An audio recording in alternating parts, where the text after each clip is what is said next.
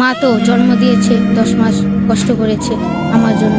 ছোটবেলায় এমন হয়েছে যে আমাকে মাদ্রাসায় পড়ানোর জন্য বাড়ি বাড়ি যে কাজ করে আমার আর আমার বোনকে পড়াইছে।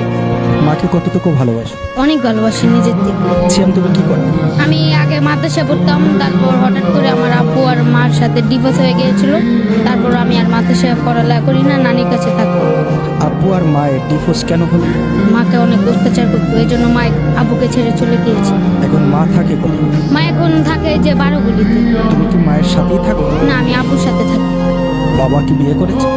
হ্যাঁ করেছিল, যে মহিলাকে বিয়ে করেছে তার একটা স্বামী আছে, তো স্বামীর কাছে আবার চলে গিয়েছে। বাবাকে কি প্রশ্ন করেছো কখনো যে আমার মাকে কেন ছেড়ে দিলাম?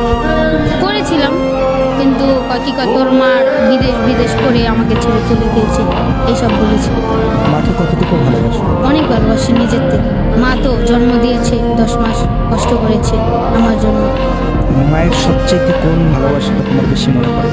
মা ছোটবেলা কত কিছু করতো আমার জন্য। ছোটবেলা এমন হয়েছে যে আমাকে মাদ্রাসায় পড়ানোর জন্য বাড়ি বাড়ি যে কাজ করে আমার আর আমার বোনকে পড়াইছে। পড়াশোনাটা যে করতে পারলা না কার জন্য? আমিও জন্য করতে পারলাম না। তোমার পড়াশোনা বন্ধ হয়ে যাওয়ার মূল কারণ কে, তোমার বাবা না মা? মা। ডিভোর্সটা কে দিয়েছে? মা দিয়েছে।